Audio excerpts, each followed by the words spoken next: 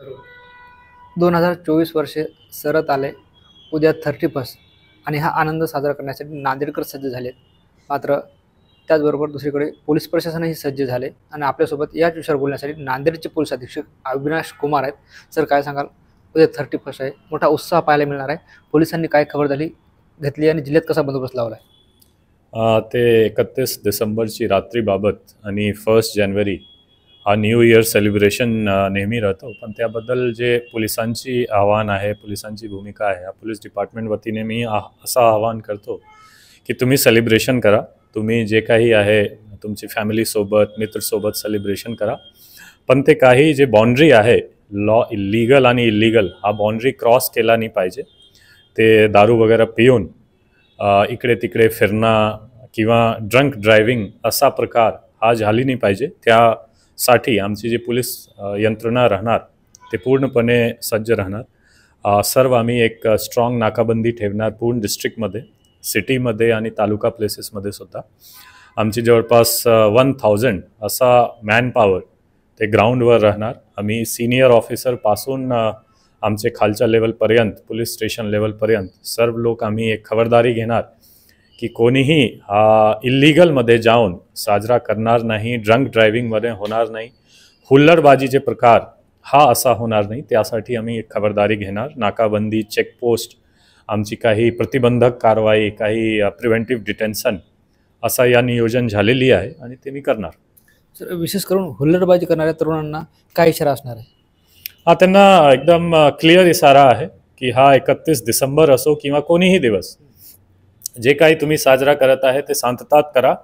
ते मी most welcome करतो. पण हा हुल्लडबाजी कोणीही दिवस असो, कोणीही रात्री असो, हा पोलीस डिपार्टमेंट एक्सेप्ट करणार नाही, टॉलरेट करणार नाही. त्याबद्दल बरोबर नियोजन आम्ही करून घेतलेलं आहे. आमचे सिनियर ऑफिसरपासून, जसं मी सांगितलं ऑलरेडी, की आमचे पोलीस स्टेशन लेवलपर्यंत आमची नियोजन राहणार आणि त्यावर स्ट्रॉंग कारवाई होणार. त्यांना आव्हान राहणार की तुम्ही असं काही कृत्य करू नका जे की तुम्हाला पोलिसांसमोर जावे लागेल आणि तुमच्यावर कारवाई होणार. असं काही कृत्य करू नका.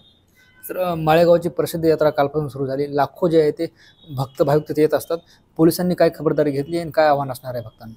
हा दक्षिण भारतची सर्वात मोठी एक यात्रा आहे. त्यामध्ये आमचे गावखेड्याचे लोक, गोरगरीब लोक, व्यापारी लोक, पशु प्रदर्शनी हा सर्व होत आहात. ते ऑलरेडी जे धार्मिक कार्यक्रम आणि सांस्कृतिक कार्यक्रम आहे ते स्टार्ट झालेले आहे. प्रशासनिक कार्यक्रम 2 पासून स्टार्ट होणार आणि त्याबद्दल आम्ही खूप मोठा आमची बंदोबस्त नियोजन केलेला आहे. त्यामध्ये आमची SRPFची एक कंपनी आणि होमगार्डचे 600 जवान, आमचे पोलीस स्टेशनचे जवान, आमचे डिस्ट्रिक्ट पोलीस, तसेच हा पूर्ण बंदोबस्तचे इन्चार्ज ॲडिशनल SP रँकचे ऑफिसर आहे. आणि मागच्या वेळी सुद्धा आम्ही एक खूप मोठा चेंज केला होता. तुम्ही बघणार की CCTVची मोठी यंत्रणा, एक कंट्रोल रूम, तिकडे साऊंड सिस्टमची कंट्रोल रूम, प्रॉपर लाइटिंग हा आम्ही इन्श्योर केलेला आहे. एक ॲम्ब्युलन्सची सुविधा सुद्धा आमची चौकी समोर राहणार. एक फुल फ्लेज्ड ऑपरेशनल कंट्रोल रूम आम्ही तिथे उभे केलेला आहे. तर मला वाटतो की पोलिसांची बाबत लॉ अँड ऑर्डर आणि एक जे प्रायमरी रिस्पॉन्स असतो तिकडे काही चोरी असा झाला नाही पाहिजे, त्यासाठी आमची यंत्रणा तिकडे पूर्णपणे सज्ज आहे. मूलचा वसमतचा असलेला मात्र सध्या नांदेडमध्ये राहणारा योगेश पांचाळ नावाचा तरुण इराणमध्ये कामानिमित्त गेला होता. मात्र गेल्या काही दिवसापासून तो मिसिंग आहे. याबाबत अधिक काय तपास आहे आपल्याकडून? ते काय डिस्ट्रिक्ट पोलीसची भूमिका ह्यामध्ये थोडासा लिमिटेड असतो. जे आमची दुसरे एजन्सीसोबत कोऑर्डिनेशन करतो सेंट्रल लेवलवर, युनियन लेवलवर, ते CBI आहे, सेंट्रल ब्युरो ऑफ इन्व्हेस्टिगेशन. ते इंटरपोलच्या नोडल डिपार्टमेंट असतो, नोडल एजन्सी. आणि स्टेटमध्ये CID पुणे हा कोऑर्डिनेट करतो CBI सोबत. तो आमची पत्रव्यवहार, पूर्ण इन्फॉर्मेशनची एक्सचेंज हा CID सोबत झालेली आहे आणि त्यावर पाठपुरावा जे आमच्याकडून झाली पाहिजे ते ऑलरेडी चालू आहे. मला वाटतो की त्यामध्ये काही पॉझिटिव्ह मूव्हमेंट होऊ शकतो. शेवटचा प्रश्न विचारतो. एक बांगलादेशी जे ते व्यक्ती नांदेडमध्ये आढळून आला होता, या संदर्भात पुन्हा काय कारवाई झाली का, किंवा अजून काही व्यक्ती नांदेडमध्ये आहेत का, असं काय त्या अनुषंगाने काही तपास सुरू आहे?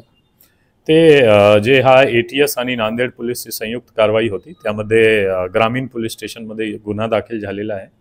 त्याच्या कुठून आला, कसा आला, रूट काय आहे, त्यांची जे आधार कार्ड आहे हा इंडियन आधार कार्ड त्यांच्याकडे आहे, ते कसा त्यांना मिळालेला आहे ते एकदम खूप प्रिलिमिनरी स्टेजवर आहे. आणि हा मोहीम जे आहे पूर्ण अजून जे काही 2-4 डिस्ट्रिक्ट आहे शेजारीचे डिस्ट्रिक्ट त्यामध्ये सुद्धा हा मोहीम चालू आहे आणि यावर कारवाई होत राहणार. निश्चित आपण जर बघितलं तर हे होते नांदेडचे पोलीस अधीक्षक अविनाश कुमार, ज्यांनी सांगितले की 9 वर्ष साजरं करा, मात्र हुल्लडबाजी करू नका, असा इशाराही हुल्लडबाजांना त्यांनी दिला आहे. ज्ञानेश्वर लोंढे, TV9 मराठी, नांदेड.